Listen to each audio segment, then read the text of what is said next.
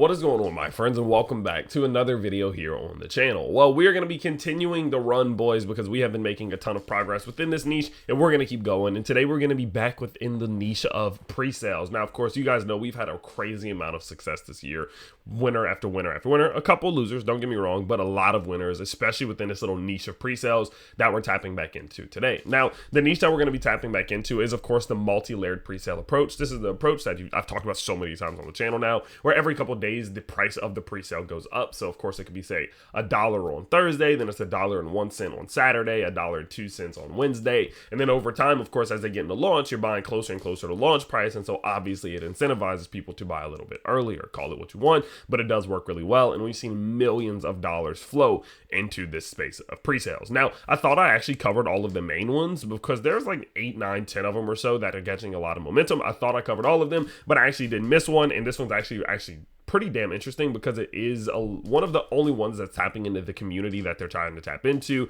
and that is, of course, the Shiba community. Now, I don't really need to explain Shiba to you guys. I think you know what Shiba is, why it's so big, but the fact that a lot of these different ones that we've talked about have tapped into maybe like the Brett narrative, or the Pepe narrative, or the base narrative, the fact that none of them have really, or the Doge narrative, the fact that none of them have really tapped into the Shiba narrative is pretty interesting. So it is no surprise that there is one that is actually doing really well already. And so looking at it today, we're going to be taking a look at one called Shiba Shootout. You, of course, can check out all of the links down in the description below, but I actually do like the approach in which they're taking because they're one of the few multi-layered pre-sales that are actually taking a utility approach, which I think is pretty cool. Now, what we can see here is that they say to saddle up for the legend of the Shiba Showdown, where Wild West spirit meets crypto frontier. They say you can step into a digital frontier reminiscent of the Wild West, where the cryptocurrency world is buzzing with the legend of the Shiba Showdown. The high-stakes battle set in the heart of the Wild West crypto frontier goes beyond the ordinary clash. It's a duel of creativity, wit, and a touch of cowboy charm. Now, what they are doing is kind of creating like these different characters, right? There's Marshall Shiba, there's the Shiba sharpshooters, and these are some of the people that are going to be a part of the story in which they're going to be creating. Of course, you can explore the town of Shiba Gulch, witness the great crypto showdown, and things like that. Now, if you want to dive a little bit into the story itself, you can do that. I know a lot of you don't particularly care too much. You kind of like to just hear the facts of the matter and what's going on from a more tokenized perspective, what's happening with the data, and so that's what we're going to do. Now, looking at this thing, of course, what we can see is that they have a couple utility ideas already for the token in which they are going to be launching. Now, the token in which they're going to be launching has already raised over $668,000, which is absolutely insane. And I've always said it, these multi-layered pre-sales bewilder me, honestly, because I have seen companies, I have witnessed myself from a back-end perspective, seen companies who caught so much momentum, had so much hype, only being able to raise $100,000, $200,000, $300,000 in their pre-sale phase. So when these ones pop out and they're $500,000, $600,000, $700,000, and a couple $1 million raised, it's nuts. And that's so hard to do because at the end of the day, you can now take so much of that raise, use it to, of course, put it into liquidity. So now you got a strong liquidity backing immediately. On top of that, now you can also keep some towards the back end for marketing, development, and things like that, all of which is shared with the public. And so because of that, it sets these companies so far ahead that a lot of the times they just catch so much momentum. Now, don't get me wrong. A lot of these multi-layered pre-sales, when they launch, they do fall, right? A lot of people bought higher and higher and higher, right? So of course, when it starts to fall, it falls until it finds a base. That's just normally what happens, right?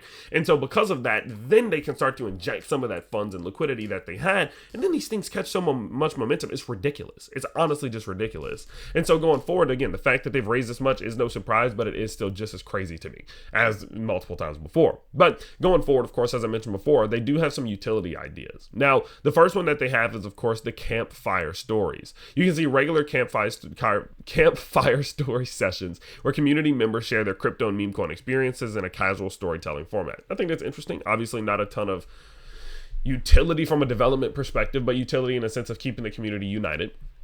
There are token governance roundups in which you can cast your votes on key project decisions and token governance roundups, mimicking Wild West token citizenry participation, of course, so kind of like a DAO. Lucky Lasso lotteries. They say you can try your luck in the Lucky Lasso lottery system, where participants use Shiba Showdown tokens for a chance to win big crypto prizes, so a little lottery system in which you can use your tokens. And then lastly, cactus staking. Stake your Shiba Showdown tokens on a cactus in a digital desert landscape with the cactus staking. The longer you stake, the more tokens you accumulate, visually representing the growing rewards. Now, although this isn't a sophisticated amount of development, this isn't a sophisticated amount of utility, this is more utility than a lot of the ones that we've seen taking this pre-sale approach, and I do think it puts them a little bit ahead in the sense that it's easier to be able to maintain a community when you actually have some sort of utility going than when you have none, because the moment volume runs out when you have no utility, your community just leaves. Whereas in this one, these different campfire stores, the token governments, and the lotteries, those things alone are just able to slowly add more and more community members who are actually retained and sticking around, and that's all you really need at the end of the day to be able to set that foundation to continue to grow, especially towards the future while we are especially in a bull market. Now, talking about going forward into the future, what we can see here is that they have a couple of phases laid out for us. The first one, of course, is being the basic one, launching this thing, getting your basic CG and CMC listings, 1,000 plus holders, and of course getting the thing trending on Twitter. This is the phase in which they are approaching. Phase 2 doesn't mention some interesting things like community partnerships, Times digital newsletter, a formation of a token gated Discord group. That'll also be important for something like the campfire stories, centralized exchange listings, 10K holders, your basic things. Now going forward past that for phase 3, this is where things actually start to get a little bit more interesting.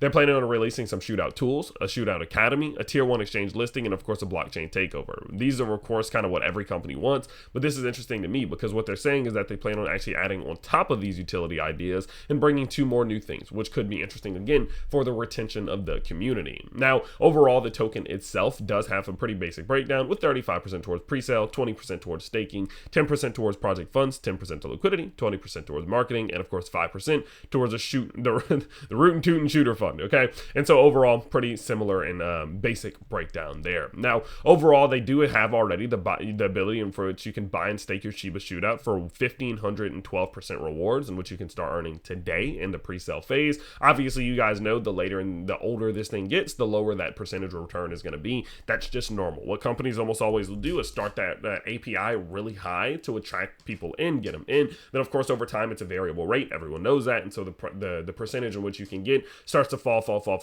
until it hits a sustainable level. That's just how these things work. It's the only way in which it can work. And so because of that, they actually do have all of this put together already. They have gotten their audit done, which I do like to see. And so it does seem as if they have the basic foundation laid, and that does make sense as to why they've been able to acquire over $668,000 within their pre-sale. And so of course, overall, this one meets all the criteria. It marks all the boxes, checks all the boxes that we look for these multi-layered pre-sales. And so this is another one that I threw some cash into, and I'm just going to see what happens. You guys know I invest into the pre-sale, I save some cash, and I buy it if it does or when it does dip after the launch. That's my approach. I've started doing that with the last 3 of these, I think, and that has worked a lot better than just aping completely into the pre-sale. It is one of my favorite approaches. And so because of that, of course, I will continue to update you guys on these ones as they do play out, as we do get closer to launch and much more. So if that does interest you, of course, you can quite simply and easily just smash the like button so more people see this video, subscribe to the channel so you never miss another one, and I'll see you all next time. Peace out, everybody.